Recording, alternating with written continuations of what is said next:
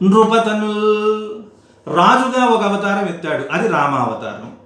మొత్తం 10 అవతారాల్లో కొన్ని అవతారాల గురించి చెప్పుకుందాం అంటోంది. ఈ 3 అవతారాలు చూడండి. అక్కడ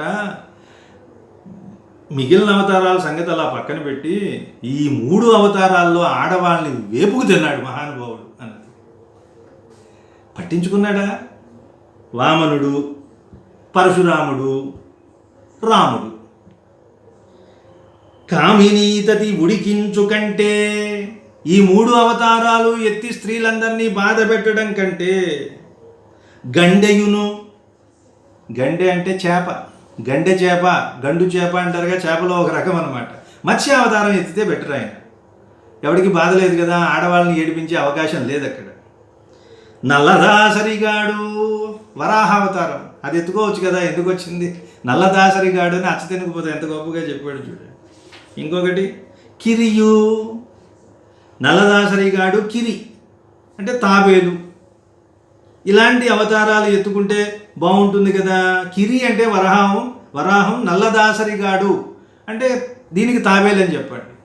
నల్లగా ఉంటూ అలా అలా తిరుగుతూ ఉండేవాడు కదా, ఉభయత్రా తిరిగేవాడు కాబట్టి నల్లదాసరిగాడు తాబేలు అవతారం అంటే జంతు రూపంలో ఉన్నటువంటి అవతారాలు. ఇవి ఎత్తుకోవచ్చు కదా, ఎందుకు అన్నది. తాను సురమౌని నృపతనుల్ దాల్చి అకట కామిని తతి నుడికించు కంటె నట్టే గండెయును నల్లదాసరిగాడు కిరియు హరియునై. ఇంకొకటి ఉంది, హరి అంటే నరసింహ అవతారం. ఇవి హరియునై పోవుట మంచిది అనుయుగంబు. అనుయుగం అంటే ప్రతి యుగంలోనూ ఇవే అవతారాలు వస్తూ ఉంటాయని చెప్తుంటాయి పురాణాలు. మళ్ళీ అవే అవతారాలు వస్తూ ఉంటాయి.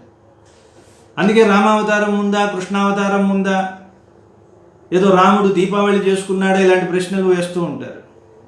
రామావతారం ముందుంది కాబట్టి రాముడు దీపావళి పండుగ చేసుకోలేడండి అని చెప్తూ ఉంటారు.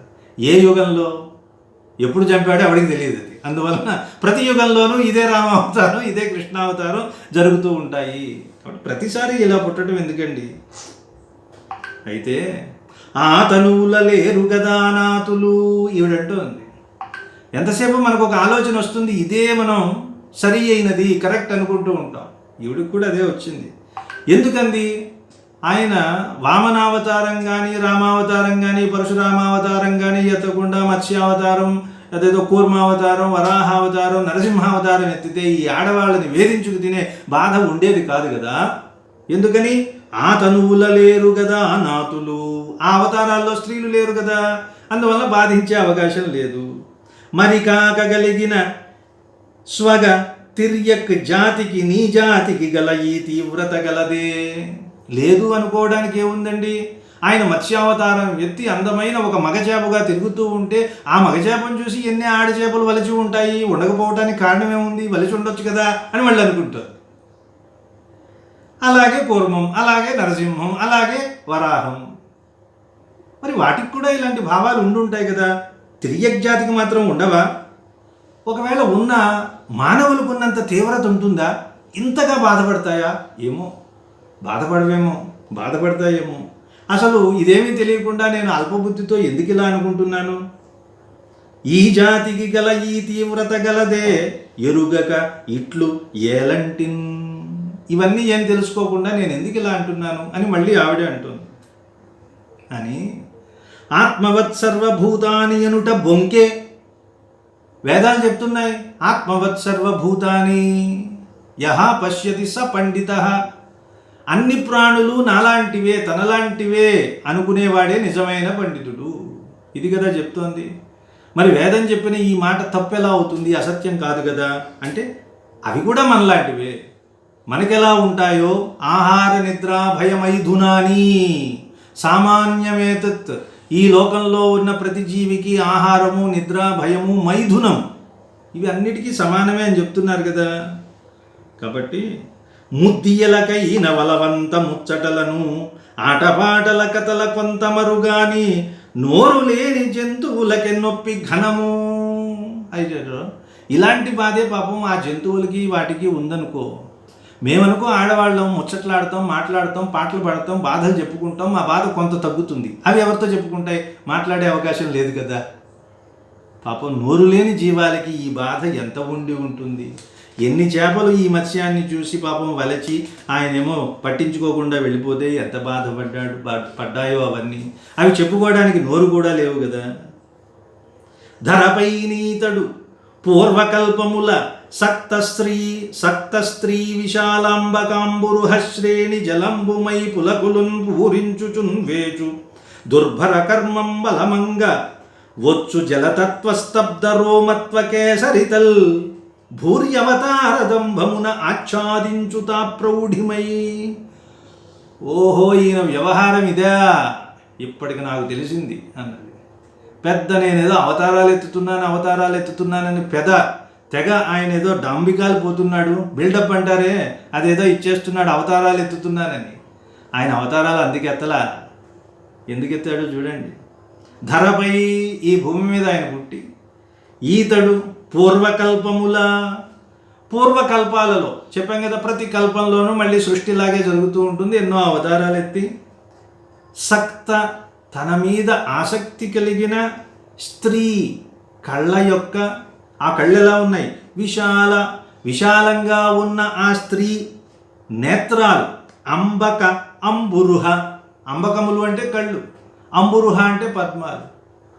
అనేక కల్పాలలో ఈ మహానుభావుడు అవతారాలు ధరించి తన మీదే మనసు పెట్టుకున్న స్త్రీల విశాలమైన పద్మాల్లాంటి నేత్రాల నుండి నీరు కారేలాగా చేశాడు. కలకంటి కంట కన్నీరు ఒలికించాడు ఈయన పాపం మహానుభావుడు కదా. అలాంటి శ్రేణిన్ జలంబుమై, వాళ్ళ కంటి వెంట నీరు కారేలాగా చేయటం ఒక దోషం, ఒక తప్పు, గుర్తుపెట్టుకోండి. 2 మై పులకులున్ పూరించుచున్, వాళ్ళ శరీరం నిండా రోమాంచం కలిగేలాగా చేశాడు, ఇది 2వ తప్పు. అంటే ఎప్పుడైతే ఈయన తలుచుకుంటారో పారవశ్యాన్ని పొంది శరీరం మీద ఉన్న వెంట్రుకలు నిక్కబొడుచుకుంటాయి, గగుర్పాటు అన్నారు, దాన్నే రోమాంచం అన్నారు, పులకాంకిత గాత్రం అంటారు. అలా వేచు బాధ పెట్టాడు వాళ్ళందరినీ. దుర్భర కర్మంబు, చేసిన కర్మం ఎక్కడికి పోతుంది? కర్మ అనేది మనల్ని వెంటాడుతూనే ఉంటుంది, అది ఎప్పటికీ ఎక్కడికి పోదు.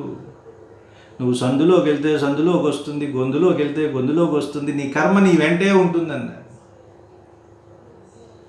దీనికి ఉదాహరణ ఒక చిన్న కథ ఉంది. కొత్తగా పెళ్ళయింది, చాలా సూక్ష్మంగా చెప్తా. కొత్తగా పెళ్ళయింది, పెళ్ళవగానే 40 రోజులు వ్రతం అన్నారు. ఉదయం భోజనం చేయాలి, ఏదో రాత్రి సాయంకాలం పలహారం చేయాలి. మొదటి రోజు భర్త వచ్చాడు, ఏం చేశావు? ఉప్మా చేశానండి అంది. ఓహో, బ్రహ్మాండంగా ఉప్మా చేసిందని తిన్నాడు. 2వ రోజు వచ్చి అడిగాడు, ఉప్మా చేశానండి. ఉప్మా సరే తీసుకురా. 3వ రోజు అడిగాడు, ఉప్మా చేశాను. ఓ ఉప్మా, నవ్వలేక ఏడుస్తూ తీసుకురా. 5వ రోజు 6వ రోజు 10 రోజులు చూశాడు.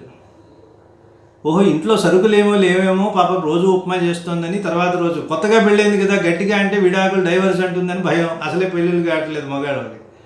అందువల్ల నోరు మూసుకుని గట్టిగా అడగటానికి భయపడి ఇంట్లో సరుకులు తెచ్చి పడేశాడు.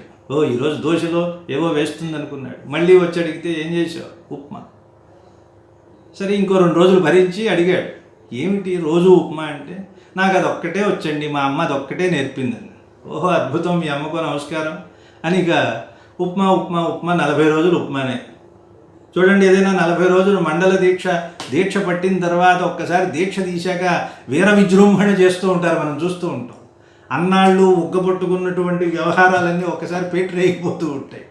ఇక అన్నాడు, ఇక నువ్వు వద్దు, నీ ఉప్మా వద్దు, సాయంకాలం ఈ రోజుతో వ్రతం అయిపోయింది, మనం మంచి హోటల్కి వెళ్ళి తిందాం పద అని చెప్పి తీసుకెళ్ళాడు. పెద్ద స్టార్ హోటల్కి వెళ్ళారు. స్టార్ హోటల్లో లైట్లు సరిగ్గా ఉండవుగా, డిమ్ము లైట్లు ఉంటాయి. ఏదో ఒక చిన్న అట్టముక్క తెచ్చి పడేశారు. ఇలా చూశాడు. వీడికి సగం ఇంగ్లీష్ రాదు, సగం తెలుగు అంతకంటే రాదు. అలా చూసి ఇది ఇవ్వండి అన్నాడు. 2 ప్లేట్లు ఆర్డర్ చేశాడు. వెంటనే 5 నిమిషాల్లో సర్వర్ తెచ్చి పెట్టాడు. ఏం పెట్టాడండి? 2 ప్లేట్లు ఉప్మా వచ్చింది. అయ్యో బాబోయ్, ఉప్మా. అటు చూశాడు, పక్కవాడు లొట్టలు వేసుకుంటూ తినేస్తున్నాడు. దోశ, బజ్జీ, గారి 3 ప్లేట్లు వేసేస్తున్నాడు. అవన్నీ అయిపోయి వాడన్నాడు, రిపీట్ అన్నాడు. రిపీట్ అంటే వాడి దృష్టిలో ఏమిటి, మళ్ళీ దోశ అవేవో తెమ్మని. వీడేమనుకున్నాడు, ఓహో రిపీట్ అంటే దోశలు తెస్తాడు అనుకుని వీడు మళ్ళీ ఇక్కడి నుంచి రిపీట్ అన్నాడు. వీడికి ఏమొచ్చింది, మళ్ళీ ఉప్మా వచ్చింది, రిపీట్. సో కర్మ అనేది ఉప్మా లాంటిది అని అర్థం. ఎంతగా మనం వద్దనుకున్నా సరే వస్తూనే ఉంటుంది. ఈయన కూడా ఏం చేశాడంటే, ఇలాంటి పాపం చేయటం వల్ల అనేక కల్పాలలో స్త్రీల కళ్ళ వెంట నీళ్లు తెప్పించడం వల్ల, వాళ్ళ శరీరం మీద పులకాంకురాలు కల్పించడం వల్ల ఈయనకు ఒక దోషం వచ్చింది. ఆ కర్మంబు అలమంగవచ్చు, ఆ కర్మఫలాన్ని అనుభవించాలి కాబట్టి ఈయనకి జలజత్వం వచ్చింది. మత్స్యావతారం ఎత్తాల్సి వచ్చింది, కూర్మావతారం ఎత్తాల్సి వచ్చింది. నీటి జంతువుగా బతికే అవతారాలు ఎత్తాడు. ఎందుకంటే ఆ కర్మను పోగొట్టుకోవడం కోసం. చేసిన తప్పులు దిద్దుకోవాలి కదా. అయ్యవార్లం గారు ఏం చేస్తున్నారంటే, చేసిన తప్పులు దిద్దుకుంటున్నారంటే కూర్చున్నారు. అంటే ఏదో పుస్తకం ప్రింట్ చేశారు, అందులో అన్ని తప్పులే పడ్డాయి. అందువల్ల ఒప్పులు కంటే తప్పులు దిద్దుకోవడం కూర్చుంటూ ఉంటారు కదా. మకరిని కడదేర్చి మాతంగ విభుని అని మా తాతగారు పద్యాలు రాస్తే, చిన్న చిన్న పుస్తకాలు వేస్తే ఆ మకరి బదులు మురికి అని పడింది. ఈయన పాపం కూర్చుని ఆ ప్రతి పుస్తకంలో ఆ మురికిని తీసి మకరి ఆ 2 అక్షరాలు బార్చి కూర్చుని రాసుకుంటూ ఉండేవారు. మకరి అంటే ఏమైంది అక్కడ, మొసలిని కడదేర్చి అది కాస్త వాడికి తెలియక మురికి అని కొట్టాడు. ఈ మురికి పోగొట్టుకోవడం కోసం పాపం 1000 పుస్తకాల్లో కూర్చుని ఆ మురికిని తీసి మకరి అని రాసుకోవడం అయ్యింది. ఇది అయ్యవార్లం గారు ఏం చేస్తున్నారంటే, చేసిన తప్పులు దిద్దుకుంటున్నారని. ఈయన కూడా అప్పుడు ఆడవాళ్ళ కంటి వెంట కన్నీళ్లు తెప్పించడం, ఆడవాళ్ళకి పులుకాంకురాలు కల్పించడం వల్ల ఈయనకి జలజత్వం అనే ఒక అవతారం ఎత్తవలసి వచ్చింది. ఆయనకు కూడా కర్మ ఉందని చెప్తుంది. స్తబ్ద రోమత్వము, స్తబ్దంగా రోమత్వం కలిగి ఉండడం వరాహ లక్షణం. వరాహానికి చూడండి, అసలైన అడవి పందికి వెంట్రుకలు కూడా చాలా ముళ్ళలాగా ఉంటాయి. కేసరిత, సింహానికి కేసరిత్వం అంటే జూలు కలిగి ఉండటం, ఆ వెంట్రుకలు కూడా నిక్కపొడుచుకుని ఉంటాయని చెప్తుంది. అక్కడ స్త్రీలకి పులకాంకురాలు కల్పించడం వల్ల ఇక్కడ వరాహావతారము, సింహావతారము, నరసింహావతారం ఎత్తవలసి వచ్చింది. అయితే ఈయనేంటంటే పైకి చెప్పకుండా ఏమంటున్నాడు, ఇది లోకోద్ధరణ కోసం మేము వేషాలు వేస్తున్నామండి, అవతారాలు ధరిస్తున్నామని చెప్పు తిరుగుతున్నాడు. నిజానికి ఆయన ఎందుకు ఎత్తవలసి వచ్చిందంటే కర్మని అనుభవించడం కోసం ఎత్తాడు అంటారు. అర్థమైందా? గోదాదేవి లాంటి వాళ్ళని వదిలేశామంటే దేశాన్ని దున్నవతలు పారేస్తారండి. వీళ్ళని మించినటువంటి లా పాయింట్స్ ఇంకేం లేవు. ఈవిడ్ని మించిన వాళ్ళు ఉన్నారు, గోపికలు భాగవతంలో ఉంటారు. అమ్మో అమ్మో అమ్మో, వాళ్ళ మాటలు ఎలా ఉంటాయంటే రాస పంచాధ్యాయి అని ఉంటుంది. శ్రీకృష్ణుడికి గోపికలకి జరిగిన సంభాషణ 5 అధ్యాయాలలో పూర్తి వేదాంతం. కాక అని సంబోధన చేస్తారు, కాంత అని సంబోధన చేస్తారు కృష్ణుడిని. పొంగిపోతాడు, ఆహా కాంత అంటే ప్రియమైనవాడా, కాంతి కలిగినవాడా, నా ప్రియమైన ప్రాణేశ్వర, ప్రాణనాథ, భర్త అని అర్థం అని ఈయన ఉబ్బిపోతూ ఉంటాడు. అబ్బే కా అంత అని విడదీస్తారు వాడు. కకారం అంతమందు కలిగిన కుటిల బుద్ధి కలిగిన వాడా. కా అంత అంటే కకారం అంతంగా ఉన్న పదాలన్నీ తెచ్చుకోవాలి. కాకి, కాకి లాంటి వాడివయ్యా నువ్వు. ఉరక, తోడేలు లాంటి వాడివయ్యా నువ్వు. బక, కొంగ లాంటి వాడివయ్యా నువ్వు. కాబట్టి కాకి, కొంగ ఏవైతే కకారాంత పదాలు ఉన్నాయో వాటన్నిటిని పెట్టి తిడుతున్నట్లు లెక్క. పైకి మాత్రం ఏమంటారు, కాంత అంటారు. ఈయనేమో నన్ను కాంత అంటున్నారు అనుకుంటాడు, కానీ వాళ్ళ అర్థాలు వేరే ఉంటాయి. అందువల్ల ఆ గోపికలు ఎంతమంది ఉన్నారట, అబ్బో చాలామంది ఉన్నారు, కొన్ని కోట్లలో ఉన్నారని చెప్తుంది భాగవతం. ఉపనిషత్తు గోపికలు, శృతి గోపికలు, ఇలా రకరకాలైనటువంటి గోపికలు వేదాంత తత్వం మొత్తాన్ని చెప్తూ ఉంటారు. ఈవిడు కూడా ఆకోవ. ఇదంతా మధుర భక్తి చెప్పుకున్నాం మనం. ఈ లోకంలో పురుషోత్తముడు ఒక్కడే భగవంతుడు, మిగిలినవంతా కూడా స్త్రీప్రాయం ఇతరం జగత్. ఈ తత్వం మనం దృష్టిలో పెట్టుకోకపోతే ఇదేదో పిచ్చి శృంగారాన్ని వర్ణించేదండి అని చెప్పడం, అని భావించడం కుదురుతుంది. అది కాదు. నమ్మాళ్ళవార్లు దీనికి ఆద్యులు. నమ్మాళ్ళవార్లు తాను మగవాడు పుట్టుకతో, కానీ ఆయన రూపం చూడండి, ఆకారం చూడండి, మీరు నమ్మాళ్ళవారు రూపం చూడండి, కృష్ణుళ్లాగా అలంకరించుకుంటారు. ఒక రంగనాయకిలాగా ఒక స్త్రీ రూపాన్ని అనుసరించడం ఉంటుంది. అంటే నాయికా నాయక భావము. ఆయన నాయకుడు, మనమంతా నాయికలం. ఇది ఒక ఉత్కృష్టమైన భగవంతుణ్ణి చేరే మార్గం అని అనేకమైన సంబంధాలలో దీన్ని గొప్పగా చెప్పారు. అందువలన జలజత్వ స్తబ్ధ రోమత్వ కేసరితల్ భూరి అవతారదంభమున, తనకి కర్మవశాత్తు సంక్రమించిన ఈ దోషాలని ఈయన పెద్ద పెద్ద అవతారాలు అనే పేరుతో దంభమున అంటే మిష చేత ఆచ్ఛాదించున్ తా ప్రౌఢిమై, గంభీరంగా కూర్చుంటట. లోపల చిల్లు చొక్కా వేసుకుని పైన కోటు కప్పు కూర్చుంటట. కోటును చూసి చాలా గొప్పవాడండి అనుకుంటాం, తీస్తే మొత్తం అన్నీ కన్నాలే ఉన్నట్లుగా లోపల ఆయనకి అవి ఆ అవతారాలు ఎత్తవలసిన అవసరం అది వచ్చింది అని అంటోంది ఈవిడ.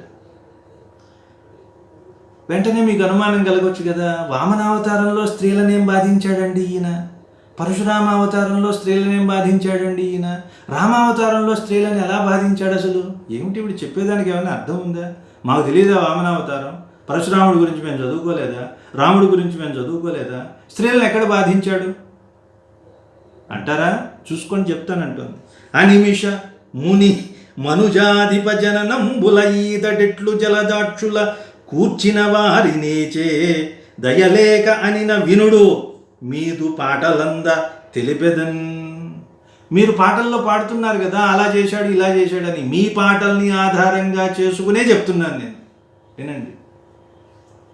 అనిమిష వామనావతారంలో, ముని పరశురామావతారంలో, మనుజాధిప రామావతారంలో ఆ జననంబుల ఈతడు ఎట్లు జలజాక్షుల కూర్చిన వారి నేర్చే, ఎవరెవరినైతే తన మీదకు వచ్చి తన మీద మోహాన్ని పొంది వలచాము స్వామి అన్న వాళ్ళని తోశవతలు పారేసి బాధ పెట్టాడో నేను చెప్తాను, వినండి. వినుడు, జాగ్రత్తగా వినండి. శృణు అని మళ్ళీ ఒకసారి వేసింది, అంటే ఇంతకుముందు విన్నా వినకపోయినా ఇది తప్పక వినాలి సుమా అని చెప్పడం అన్నమాట మధ్యలో. ఒక్కొక్కటి ఒక్కొక్క అవతారం. వామనావతారంలోనే అసలైన బీజం పడిపోయిందండి. భృగుపత్నిని విష్ణుమూర్తి సంహరిస్తాడు. భృగుపత్ని అంటే శుక్రాచార్యుల తల్లి, భృగు మహర్షి భార్య. దేవతలకి రాక్షసులకి వైరం ఉంటే ఈ భృగుపత్ని రాక్షసుల్ని దగ్గర తీసి వాళ్ళకి కొత్త కొత్త శక్తులు ఆహారం అది పెట్టడం అది చేస్తుంది. ఆ విషయం తెలిసి భృగుపత్నిని అంటే శుక్రాచార్యుల తల్లిని సాక్షాత్తు విష్ణుమూర్తి వెళ్ళి సంహరించాడు. మీకు రామాయణంలో కూడా రాముడు తాటకను చంపడం ఏమిటి అని ఆయన కొంచెం ఒక పాదం వెనక్కి వేశాట, బాణం వేద్దామని తీసి కొంచెం వెనక్కి, ఏమిటండి బాబు మరీ బోణీనే ఆడదాంతో మొదలు పెడితే నన్ను ఏమంటారని, ఎందుకంటే అప్పటి వరకు ఎవరిని చంపలేదు కదా, మొదలు పెట్టడమే స్త్రీని సంహరించడం అంటే ఈయన చేతగాని వాడు అంటారేమో అని జంకితే అప్పుడు విశ్వామిత్రుడు అంటాడు, నాయన అందులో తప్పేం లేదు, లోకానికి అపకారం చేసేవాళ్ళు స్త్రీలైనా వధించవలసినదే, విష్ణుమూర్తే చంపాడు నీకేమిటి కానీ అంటాడు. ఆ విష్ణుమూర్తి ఎవరిని చంపాడంటే భృగుపత్నిని. అప్పుడు భృగు మహర్షి శపించాడు విష్ణుమూర్తిని, ఏమని, నాకు భార్యావియోగం కలిగేలాగా చేశావు కాబట్టి నీకు కూడా భార్యావియోగం కలుగుతుంది. ఓకే, ఇట్స్ ఆల్ రైట్, దాన్ని నేను లోకోపకారం ఉపయోగిస్తాను అని ఆయన అప్పుడే చక్కగా ఇలా దులిపేసుకుని వచ్చేసాడు. మనమైతే మనం ఇంకో 2 శాపాలు ఇచ్చి ఆయన ఇంకో 2 ఇచ్చి శాపాలు కొండలు పెరిగిపోతాయి. అక్కడ ఆగదుగా డిస్కషన్ వెంటనే వచ్చేస్తుంది. మహాప్రసాదం మహర్షి, మీ మాట తప్పక నెరవేరుతుంది, వాటిని మేము అవసరానికి ఉపయోగించుకుంటాం అన్నాడు. అందువల్ల వామనావతారం, ఈ అవతారాలన్నీ ధరించవలసి వచ్చింది. ఆ భృగు మహర్షే వాల్మీకి మహర్షిగా పుట్టాడు అని ఒక భావన. ఆ వాల్మీకి ఎవరిని శపించాడండి? ఒక వేటగాడిని శపించాడు కదా. ఆ వేటగాడు ఎవరయ్యా అంటే ఇదిగో ఈ శ్రీమన్నారాయణుడే ఆ వేటగాడు.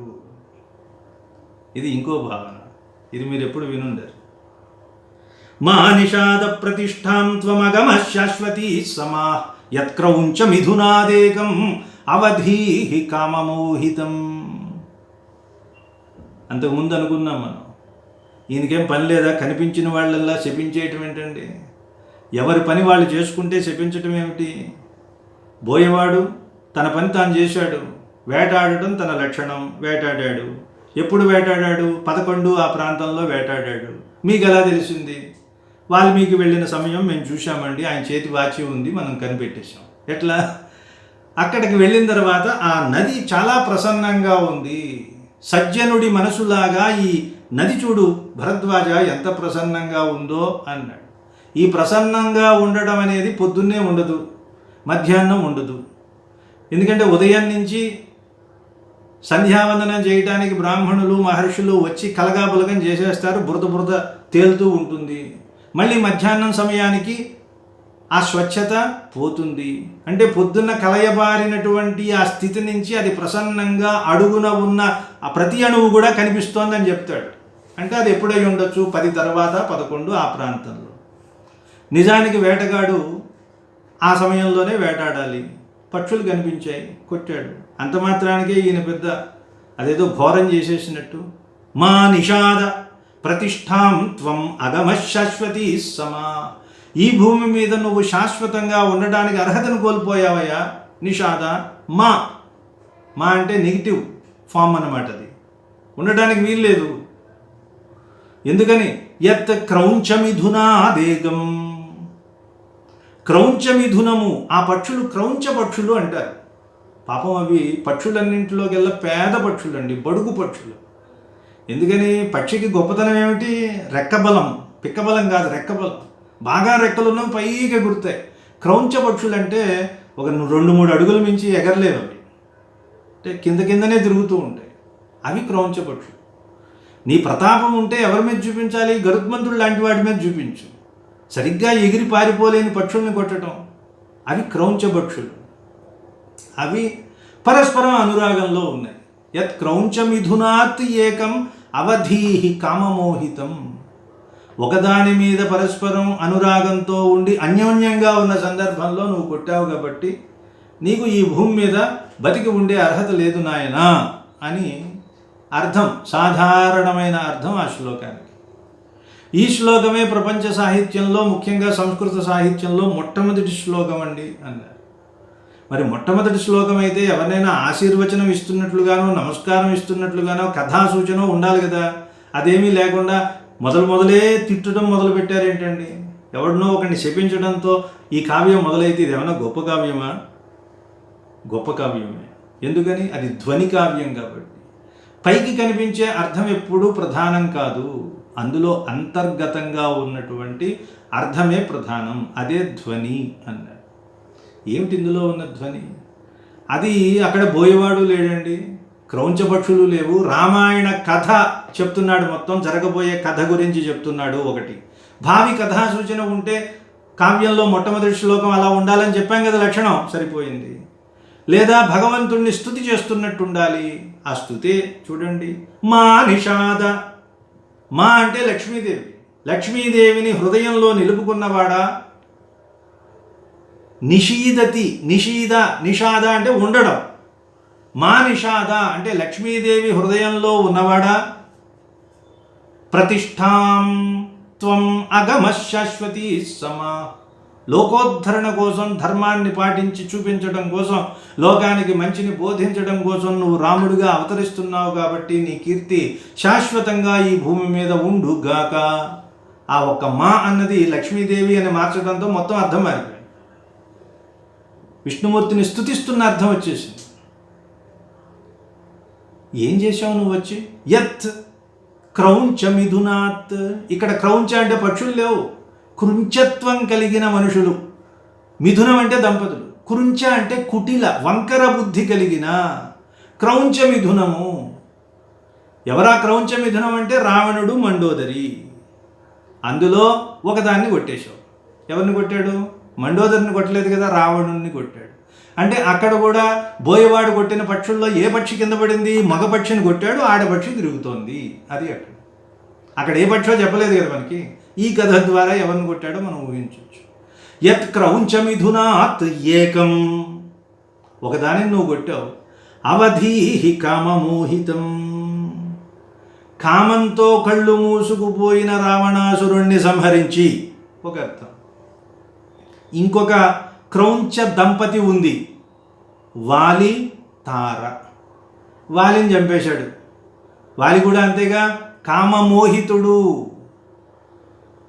అలాంటి వాలిని, రావణాసురుణ్ణి చంపి నువ్వు లోకానికి ఒక ఉత్తమమైన సందేశం ఇచ్చావు కాబట్టి నీ కీర్తి ఈ భూమి మీద శాశ్వతంగా ఉండుగాక. భావి కథా సూచనలా మా నిషాద లక్ష్మీదేవిని ధరించినవాడా అంటే అక్కడి వరకు బాలకాండ. బాలకాండలో సీతాదేవిని వివాహం చేసుకోవడం వరకు కథ కదా. లక్ష్మీదేవి ప్రస్తావన వచ్చిందంటే బాలకాండ వరకు కథ. ప్రతిష్టాం అయోధ్యాకాండ, ఈయన్ని రాజుగా ప్రతిష్ఠ చేయాలని వశిష్ఠ మహర్షి వీళ్ళంతా కలలు కన్నటువంటి వ్యవహారం అంతా ఉంటుంది కాబట్టి అది. అగమ శాశ్వతీ సమా, అగమ వెళ్ళిపోయావు నువ్వు, శాశ్వతంగా గొప్ప కీర్తిని పొందడానికి అరణ్యాలకు వెళ్ళావు కదా. రాముడంటే ఏమిటో ఎప్పుడు తెలిసిందండి? అరణ్యాలకు వెళ్తేనే తెలిసింది. అయోధ్యలో కూర్చుంటే రాముడు అలాగే ఉండేవాడు, లోకజ్ఞానం వచ్చేది కాదు, రామ వైభవం దేశమంతటా వ్యాప్తి చెందేది కాదు. అందువల్ల రామతత్వం అంతటా తెలియడం కోసం శాశ్వతమైన కీర్తిని నువ్వు అరణ్యాలకు వెళ్ళి పితృవాక్య పరిపాలనతో సాధించావు కాబట్టి శాశ్వతమైన కీర్తిని పొందావు. అది అరణ్యకాండం చెప్తోంది. యత్ క్రౌంచమిథునాత్, క్రౌంచమిథునంలో ఒక జంటని కిష్కింధాకాండలో వాలిని చంపాడు. అవధీహి అనే పదంతో సుందరకాండ, సముద్రాన్ని దాటాడుగా ఒక అవధిని దాటి కామమోహితం, కామంతో మోహితమైనటువంటి రావణాసురుణ్ణి సంహరించటం. కామమోహితం అంటే ఒక కోరిక కలిగి మళ్ళీ రాముడి నుంచి విడిపోయినటువంటి సీతాదేవి ప్రధానంగా ఉన్న ఉత్తరకాండ కథని కూడా ఆ పదంతోనే చెప్పేస్తాం. ఆవిడ కోరిక కలిగింది కదా. లోకమంతటా పుంసామోహన రూపాయ, పురుషులకు కూడా మోహాన్ని కలిగించే శ్రీరామచంద్రుడు ఉంటే చాలు, మాకు ఇంకేమీ అక్కర్లేదని అందరూ తపిస్తూ ఉంటే అది విడిచిపెట్టేసి జింక కావాలంది ఆవిడ. జింకే కదా అన్నాడు. వెంటనే ఎప్పుడైతే కావలసిన దాన్ని కాదనుకుందో దూరం అయిపోయింది. తెలుసుకుంది ఆవిడ. సుందరకాండలో పాపం తపస్సు చేసింది, చేసిన తప్పుకి ప్రాయశ్చిత్తం చేసుకుంది, మళ్ళీ పొందింది. సరే, అక్కడికి కథ సుఖాంతమైంది కదా అనుకుంటే మళ్ళీ ఆవిడకి మున్యాశ్రమాలు చూడాలి అనే ఒక కోరిక కలిగింది. అంటే పరమాత్మ జీవాత్మ నుంచి విడిపడాలి అనుకుంటే అది పూర్తిగా విడిపోయేటటువంటి పరిస్థితి. ఎప్పుడైనా సరే ఏదైతే పొందాలో దాన్ని పొందవలసిన దాన్ని పొందకుండా అల్పమైన దానికోసం మనసు అర్రులు చాస్తే పరమాత్మకి దూరం అవుతాం అని సీతని జీవాత్మతో పోలుస్తారు. సరే, అదంతా పక్కన పెడితే ఇప్పుడు ఇంకొక వృత్తాంతం ఏమిటి అంటే, ఈ వాల్మీకే ఆ భృగు మహర్షి. ఇందాక చెప్పినటువంటి అర్థం ప్రకారంగా చూసినట్టయితే విష్ణుమూర్తి సాక్షాత్తుగా మానిషాద అన్నప్పుడు విష్ణుమూర్తి అనే అర్థం వస్తుంది కాబట్టి ఆ శాపము ఇదిగో ఈ నారాయణుడికి ఇచ్చిన శాపమే అనుకుంటే ఆ శాపాన్ని అనుభవించడం కోసం ఈయన ఈ జన్మాలు ఎత్తాడు అని చెప్పాడు. మొదలనుపేంద్రుడై ఇతడమోగహతిన్ భృగుపత్ని దృంచి చెప్తున్నాం కదా. అమ్ముదుసలిగేహిని విరహమున్ తన ఎట్లన పొందుమన్నా, నా కదియును దేవ కార్యమున కయ్యడు నంచు వహించి త్రోచులాగెద వటువయ్యు లచ్చి మదికెన్నడు పాయని జాలి నింపడే. మొదలనుపేంద్రుడై, మొట్టమొదట వామనావతారం. వామనావతారంలో ఉపేంద్రుడిగా పుట్టాడు. ఇతడు అమోఘహతిన్ భృగుపత్ని దృంచి, భృగు మహర్షి పత్ని అయిన ఆవిడ్ని తురించి సంహరించడంతో అమ్ముదుసలి ఆ భృగు మహర్షి శపించాడు. ఏమని? గేహిని విరహమున్. గేహిని అంటే భార్య. భార్యా విరహాన్ని నాలాగే నువ్వు కూడా పొందుతావు.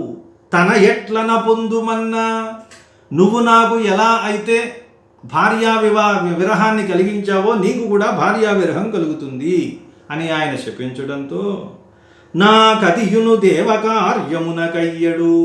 సరేలే, అది కూడా నాకు దైవ కార్యం కిందే నేను దాన్ని ఉపయోగించుకుంటాను అంటూ వహించి త్రోచిలాగు ఎదవటు వయ్యు. ఇక దాన్ని పోగొట్టుకోవడం కోసం, అంటే ఆ శాపాన్ని తగ్గించుకోవడం కోసం వటువయ్యు, వటువుగా ఆయన పుట్టాట. పుట్టి లచ్చి మదికెన్నడు పాయని జాలి నింపడే. లక్ష్మీదేవికి పాపం మనసులో బ్రహ్మచారిగా పుట్టాడు కదా ఆయన, రావడానికి వీల్లేదు. ప్రతిసారి మామూలుగా అయితే రాముడిగా పుడితే సీతాదేవిగా వస్తుంది, కృష్ణుడిగా పుడితే రుక్మిణీదేవిగా వస్తుంది, ఇంకోటి రావడానికి వీలుంది.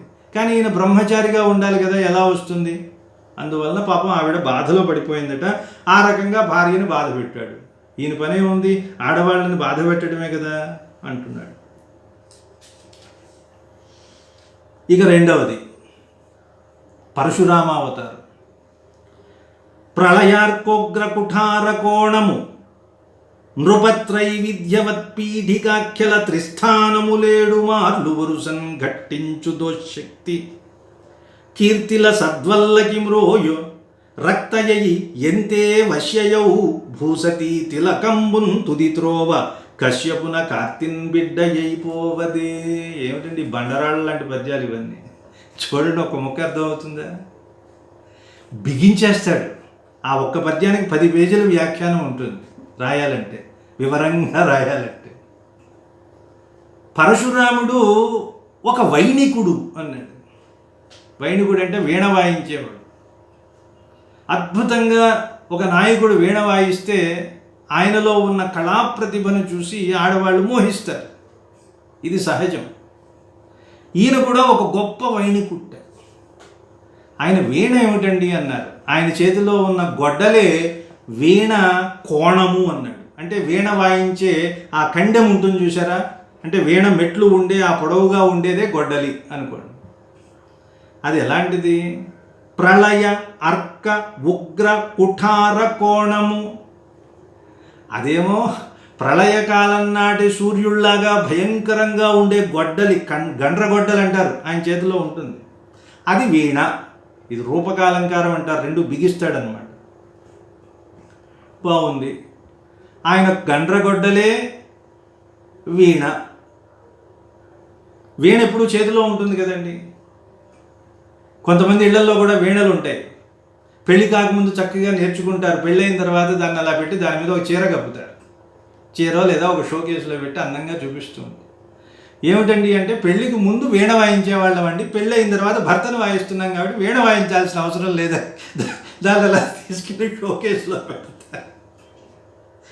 ఎందుకంటే రెండు ఒకేసారి వాయించాలంటే మేము సవ్య సాచనలం కావు కాబట్టి ఒకటి చాలు అని అలా ఉంటుందన్నమాట. చూసినప్పుడల్లా పూర్వస్మృతులన్నీ గుర్తుకొస్తూ ఉంటాయి. ఇప్పుడు ఏమిటి, ఈయనే వీణ వాయిస్తున్నాడు. మరి నృప త్రైవిధ్యవత్ పీఠికాఖ్యల త్రిస్థానములు, 3 స్థానాలలో 3 స్థాయిలు ఉంటాయిగా. ఏదో మంద్రం అని, తారాస్థాయి, మధ్యమ స్థాయి అని 3 ఉంటాయి. తారా అంటే హై పిచ్ని తారాస్థాయి అంటారు. మంద్రం అంటే మెల్లిగా, మధ్యమం అంటే మధ్యలో. అంటే 3 సార్లు 3 స్థాయిలలో ఈయన పరశువు అనే వీణ వాయిస్తోంది. ఈ 3 ఎందుకు చెప్పాడు అంటే, పరశురాముడు తల్లి జమదగ్ని మహర్షిని కార్తవీర్యార్జునుడి కొడుకులు వాళ్ళు